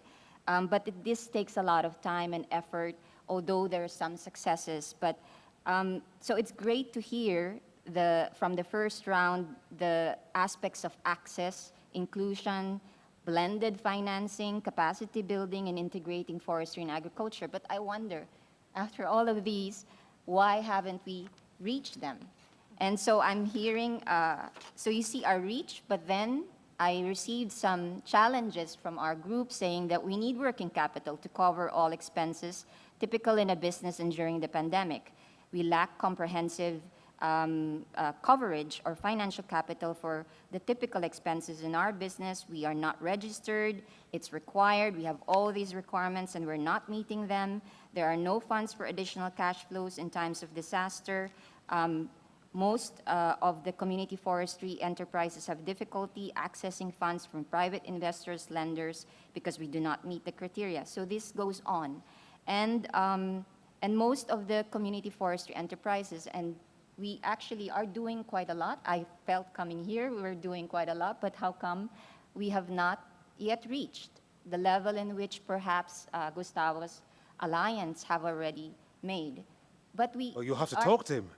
Yes, and that's what I think maybe the answer, the quick answer to your question is probably you're doing the right things in terms of on the ground, but probably reach out to those whom you might learn from, and maybe continue, or this is the first time that I'm sitting in a room with the first round of speakers, and so I think there has to be that connection, whether it's direct, we come up to you or you come up to us, or some kind of a facilitator or intermediary might want to bring us together, both forestry and farm. But another question would be, for example, in terms of climate financing, we are also trying to engage because at the current situation, for example, in the Philippines, forestry is not there in terms of the nationally determined contributions.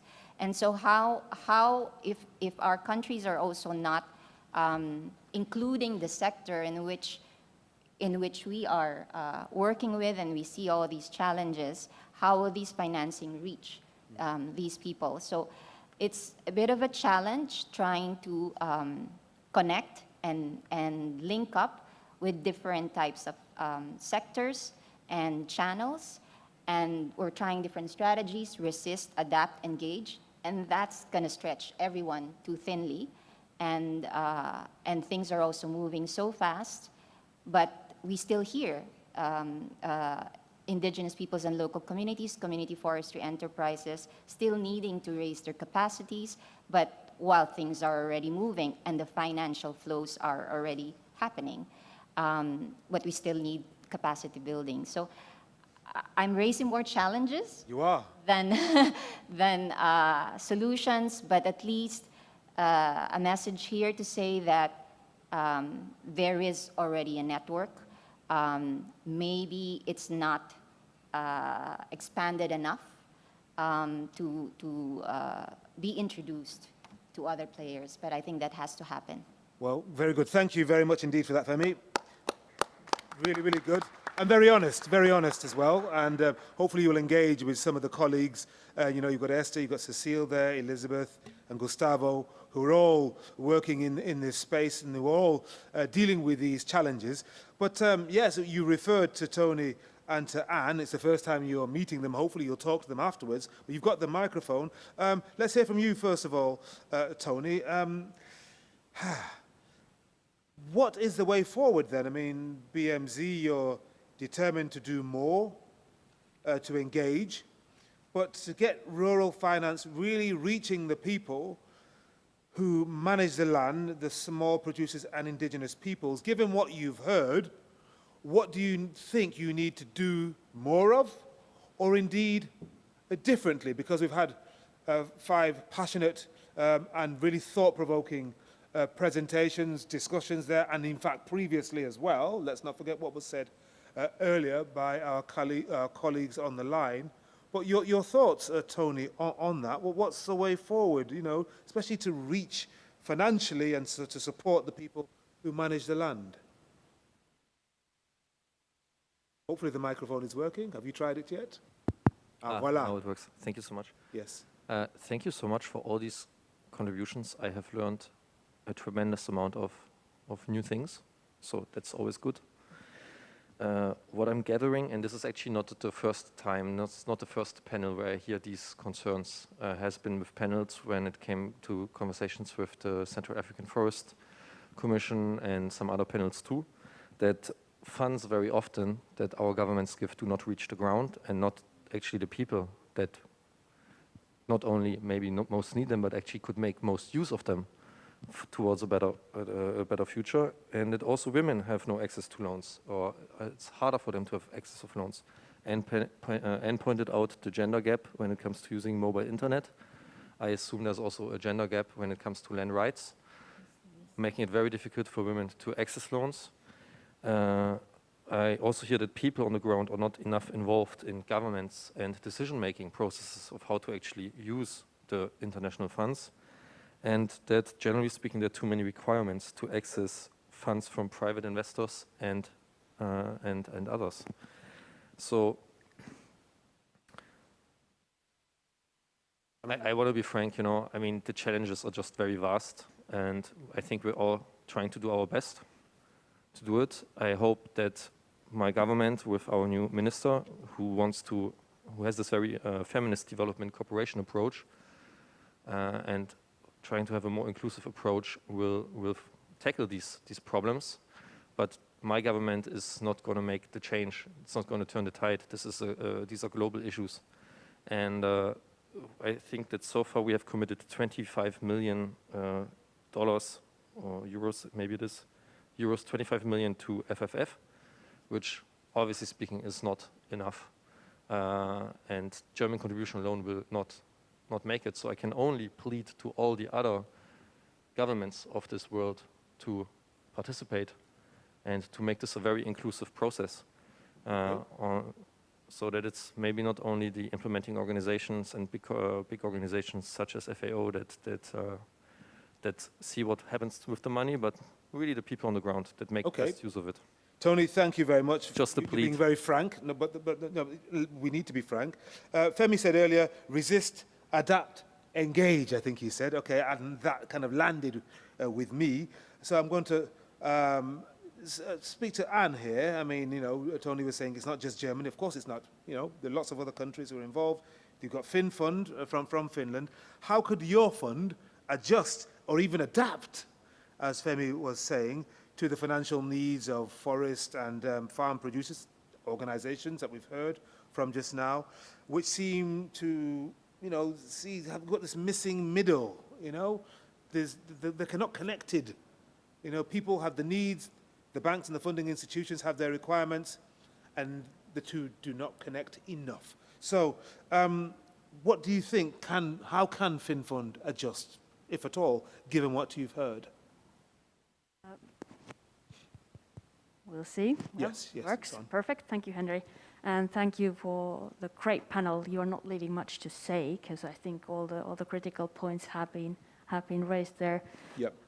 As FinFund, the one reason why I actually brought up the financial technologies and financial institutions here was the fact that that's the way that we at the moment can operate towards the smallholders and the small enterprises, because as an organization, we can't reach an individual farmer or even a farmer organization.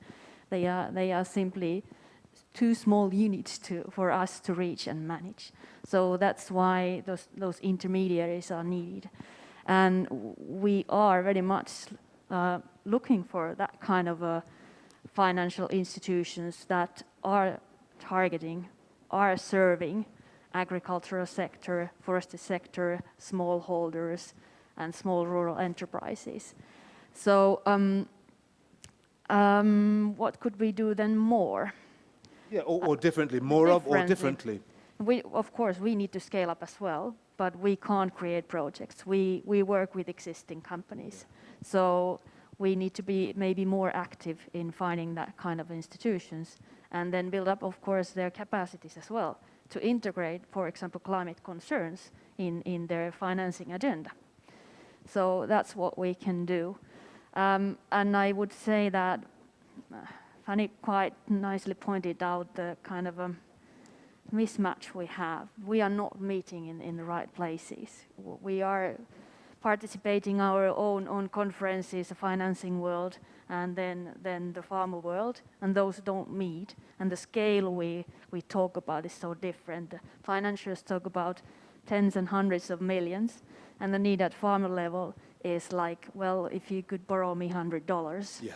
So that is something we really need to work out to build channels that can transfer those hundreds of millions into manageable amounts for a farmer level. Because the world recognizes that the change is happening at farmer level. It's just that financial world is not used to operate. It's amazing that there. we still haven't adapted enough yet. Yeah. If you consider what most people need is not millions, it's just a few hundred most of the time. Do any of our panelists want to respond to anything that Tony or Anne has just said? Any of you? Yes, okay, go for it. Was it Femi or was it Elizabeth or Cecile? Cecile, was it Cecile? Yes. Yes, okay, go. Maybe I can start? Yeah, go for it. Thank you. Just be brief if you don't mind. Yeah, thank you so much. I think that we need to adapt because we need to make sure that those who are in need have access, that's first. But we can also develop mechanism with umbrella organization that can serve as the medium. You know, if you have million and you can give million, and it's only the million you can give because you cannot go at 100, then you give the million to an umbrella organization who will spare it out among millions of other women who need 100. I think we can also think of those type of mechanisms where you have, like we are in FFF. FFF is not a rural woman. FFF is also like an umbrella organization working with millions of producers, men and women, all over the world. So I think those type of mechanisms could help to address the conditions of some of the financial structure. We understand it very well, but it's possible. For the German government, those are partners, organizations, development partners who are very present in our countries. I'm from Cameroon, I'm from the Congo Basin, I'm from Africa, Central Africa, and we know how much the German government is working. But the problem is that they have the relation with government, usually.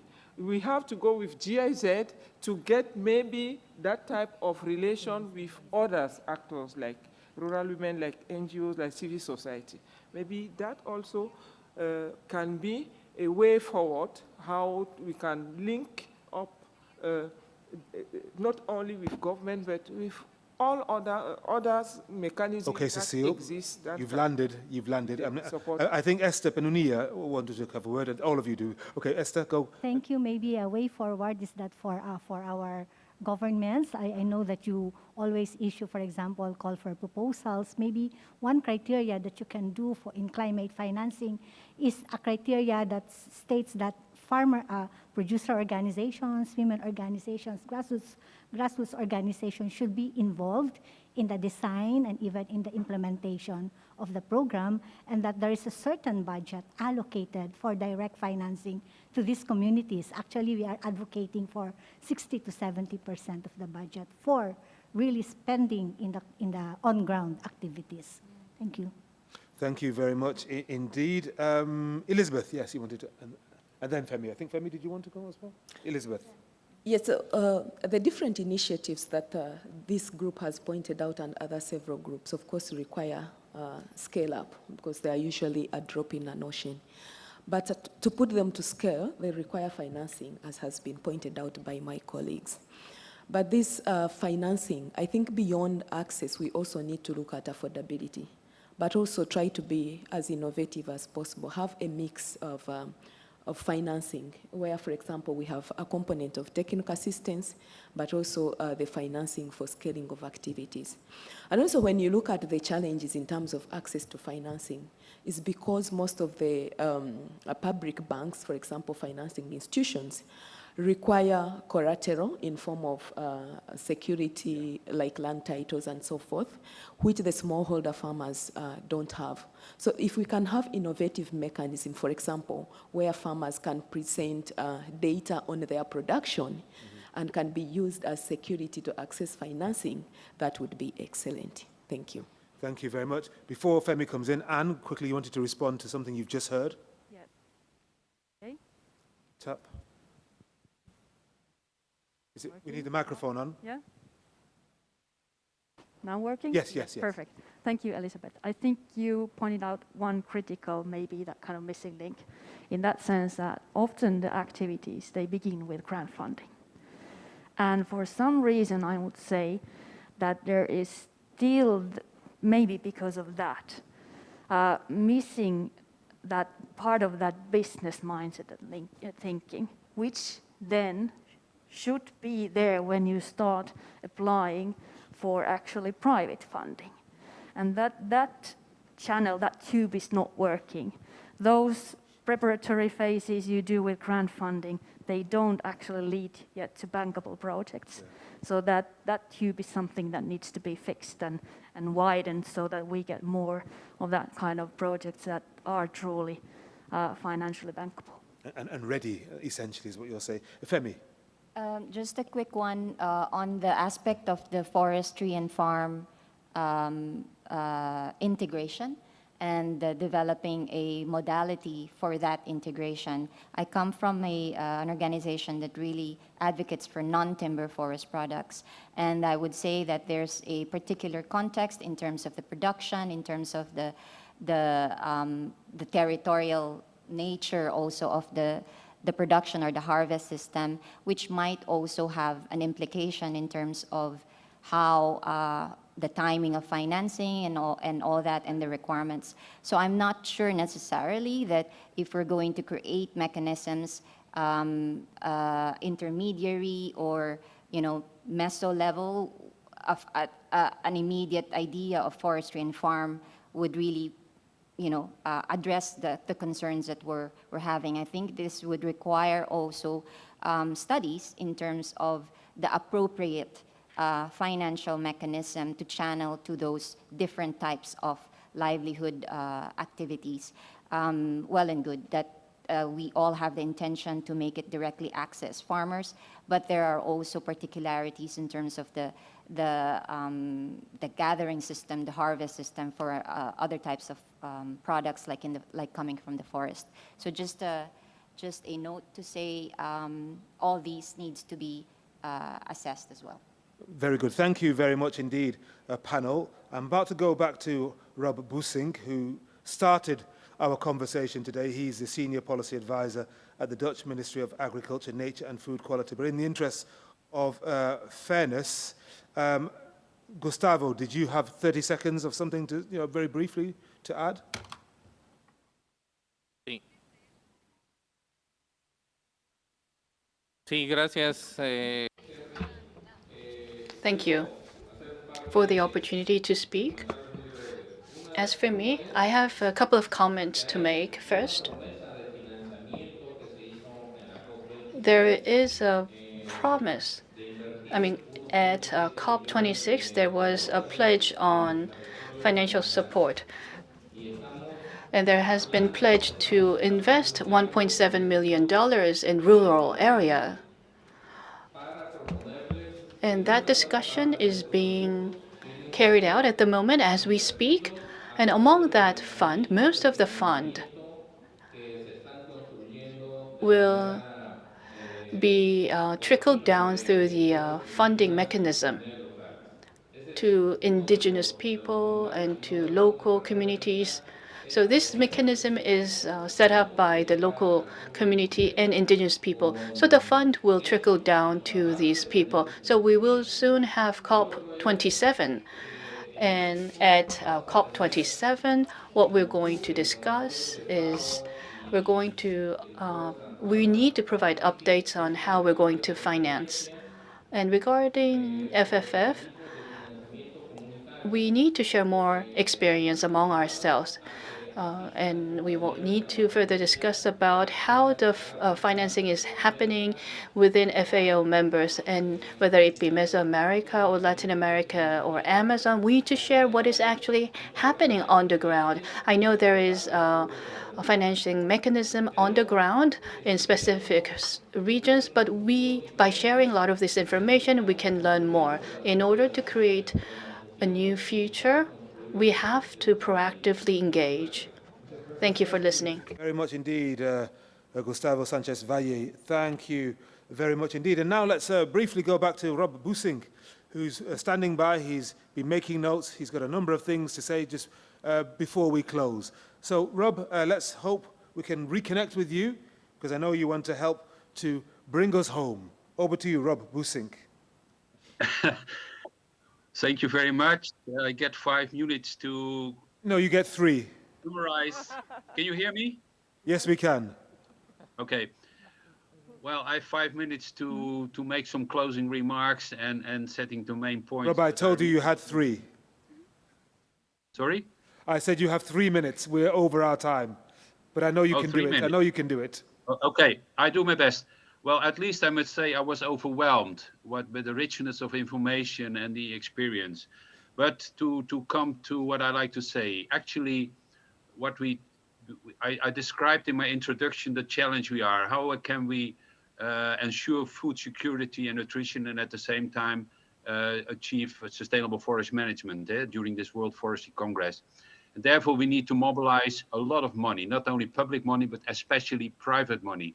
And what I've heard today is that we have an excellent infrastructure to the forest and farm producer organizations, which educate their members, etc. And only the problem is they don't get access to finance. Of course, we have all kinds of instruments to de-risk it and to guarantee funds, which I regard very important. But they need to have some instruments that they get direct access to finance, but also that they need to be paid for those tasks like maintaining forest, producing food, which in my view are global public goods, which are very important, for which they need to be paid and get direct access to. And when they get that direct access to that type of money, then maybe then we can create much more business cases, and also then we can mobilize more private funds. And that's important because we can remember in 2008 we had the banking crisis, and hundreds of billions of dollars were made available to save the banks. Here we have to save our food security, our biodiversity, and our climate. So we need that money, only we have now this excellent infrastructure. I made some action points because we, at the end of this conference, we need to come to some conclusions. And I have some already did some preparatory work. Well, that is getting finance adjusted to the reality to small-scale producers will be essential for implementing the pathways, the green recovery. Lessons from successful and scalable experience need to be shared. Also, promising developments in mobilizing private sector finance for the forest pathways should be encouraged and monitored. And also what we already heard, there should be digital access. And we have now the opportunity, was said by, at the very beginning, because we need a transition. And we need what we have learned from the COVID-19 experiences, we need to change. And we already heard women could be agents of change. Maybe I should say angels of change to that new situation. Also, we need to strengthen local producer groups as a means for engaging small-scale actors in local recovery and development. I think without those FFPOs, we can't meet the global challenges we are facing now. So there are much more to say, and there are no takers. So I think that we will have a good result of this meeting. And tremendous, I really Rob. like to thank everybody. So I go back to you, Henry. Rob, brilliant. Thank you very much indeed. I knew you could do it. I knew you could, and you did. Excellent. Before we finish, we're about to leave the room. Johnny Zapata, who is part of the implementation team at the Forest and Farm Facility at FAO, is here. Johnny, you had something you wanted to say at the end. So I'll leave the place to you. Thank you very much. Merci beaucoup. Muchas gracias to all those who have participated in presence, who woke up early. To me, this session, this special session, is a booster of motivation, inspiration. We are already doing very good things. Let's work more close together to make happen all these action points that were already shared today. And I am sure that this rural finance will go to the people and to their organizations. Thank you very much. Tony, thank you very much. Thank you to all our panelists. Thank you to absolutely everybody who came. It's been a wonderful session. We'll capture the essence of it in our notes. And I wish you all the best going forward. Thank you very much to all our speakers and all our participants. Thank you very much.